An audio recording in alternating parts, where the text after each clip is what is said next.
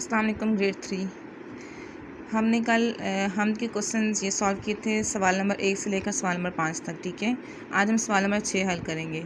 سوال نمبر 6 ہمارا سامنے دیے گئے الفاظ میں سے موضوع لفظ چن کر مصرعے مکمل کریں. یہ ہماری حمد کی مصرعے جو ہم پہلے پڑھ چکے ہیں. تو اس میں پہلا ہے وہ دن رات سب کی کرے، اس میں آئے گا نگہبانی. اگلا ہے ڈیش وہ ننھے سے پودے کو کر دے، اس بلینک میں آئے گا تناور. یہ پھل پھول پتے درخت اور دریا، امیروں غریبوں سبھی کا وہ داتا، وہی ہے جو قائم رہے گا ہمیشہ. ٹھیک ہے، آپ نے اس میں یہ بلینکس لکھنی ہے، یہاں سے چن کے لکھنی ہے. ٹھیک ہے، یہاں پہ آگے ہے دیے گئے جملوں میں سے اسم معرفہ الگ کریں. اسم معرفہ کون سی ہوتی ہے؟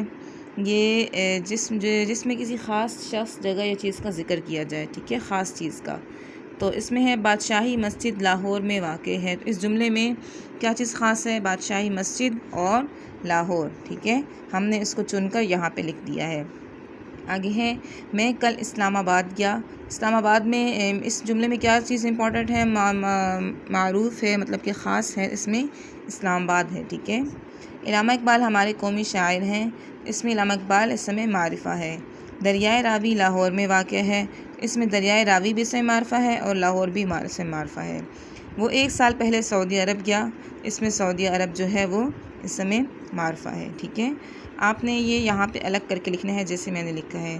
اوکے، تھینک یو، اللہ حافظ.